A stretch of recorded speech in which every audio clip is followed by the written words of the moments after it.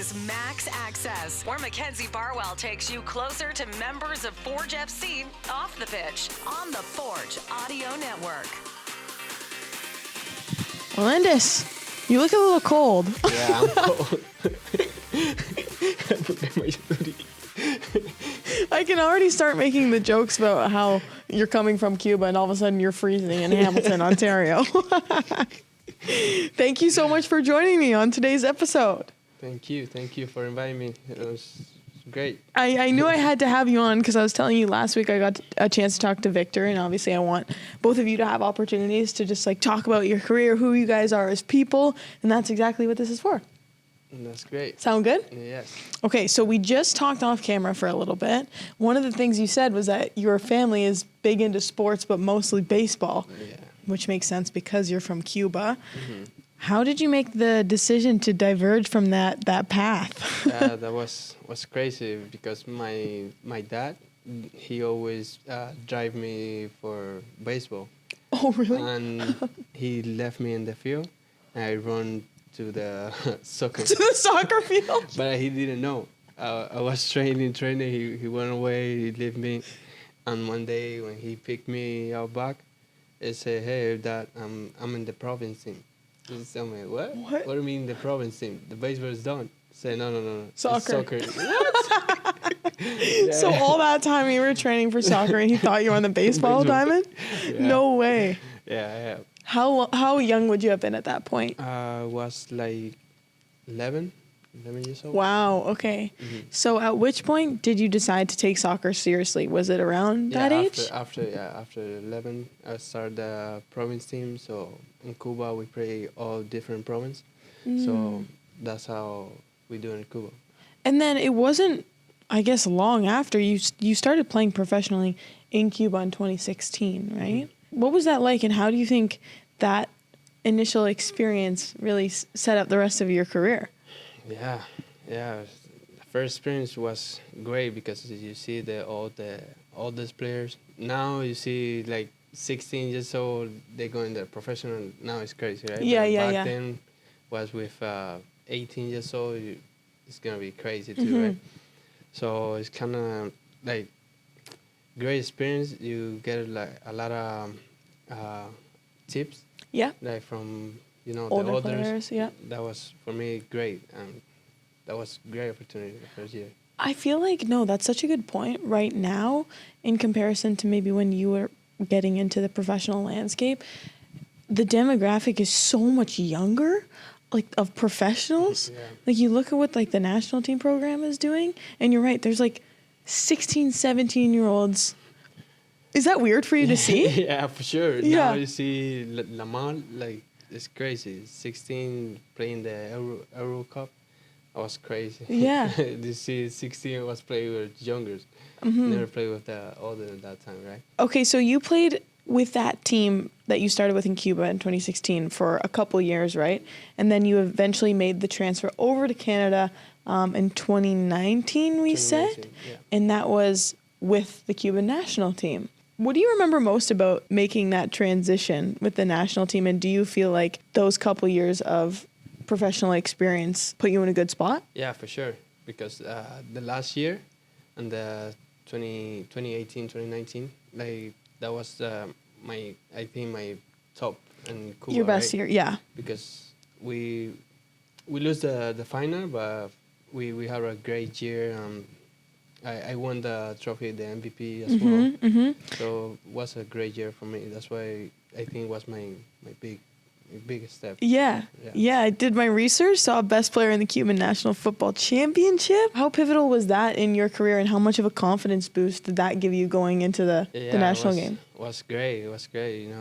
Getting in the national team as a MVP was big. It was a dream as a Cuban football player, right?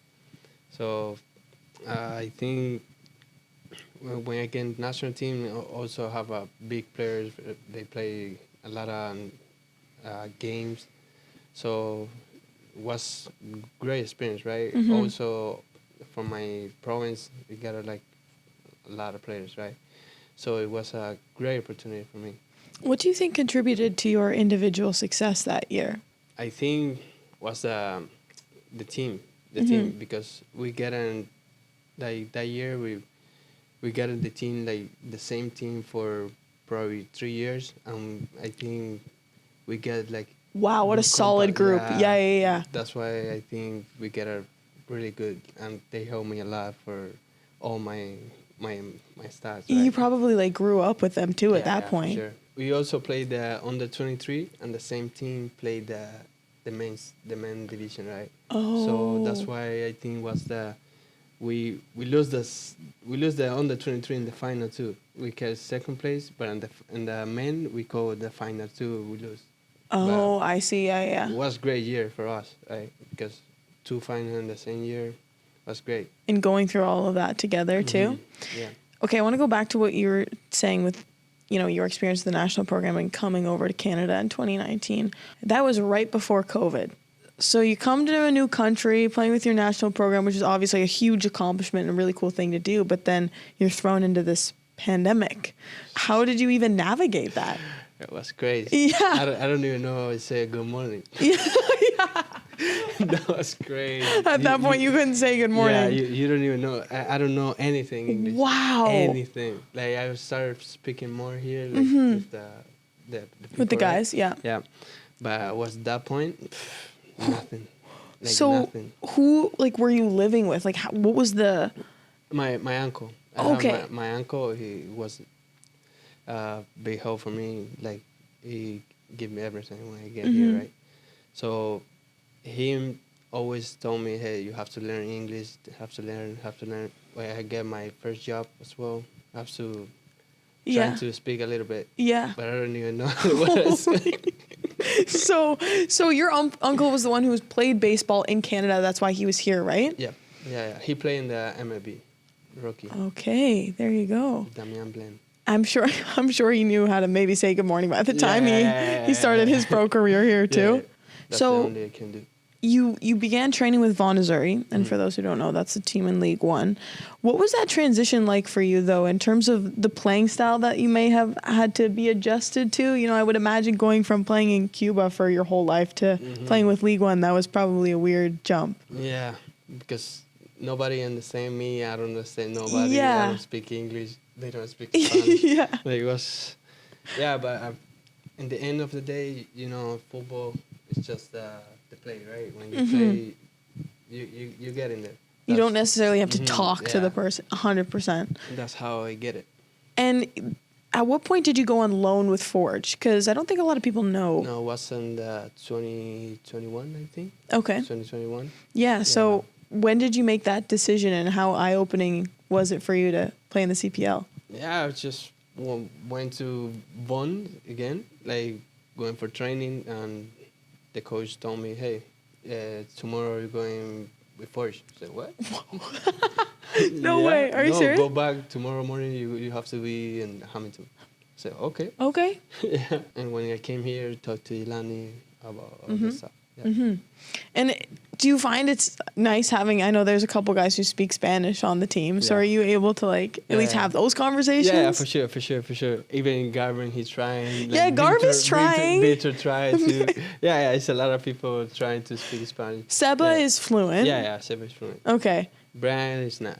Brian's not? Nah. This guy pretends like Nah, he's he like the pretend- most no, Spanish no, person no, here. No. He's lying. Do you have your tracker on, by the way? No. Okay, good, because No, I thought Brian was going to come in and, say hello. Danny, yes. Good. Yeah. Okay. he talked. Yeah, So you was were with Forge the whole season on loan? most of the part. Yeah. Okay. Yeah.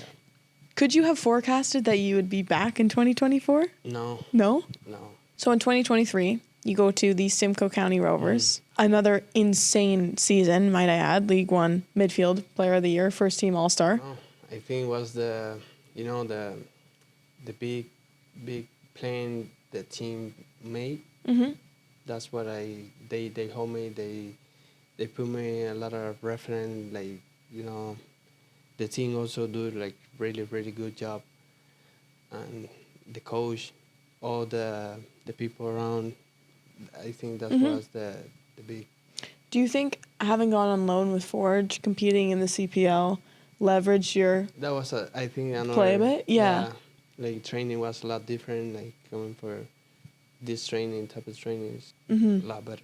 Was it a similar situation in the sense that, like... Yes. No, it wasn't my job. So I get a call and tell me, you want to come back? I say, Yeah. Sure. That's Sure. funny. Yeah. How different do you feel the group is this season compared to... The other time? It's most of the same. Like, Yeah. you see almost like a couple of new players, like Benny, Mhm. Nana, it's all great persons as well. Yeah. So I think it's the same. For me, I think always forges as family. Yeah.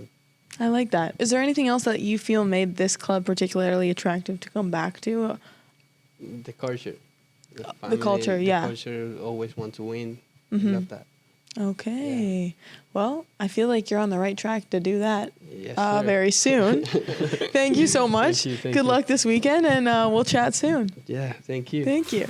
Thanks for listening to Max Access on the Forge Audio Network. If you like what you heard, please like, follow, subscribe, comment, and share.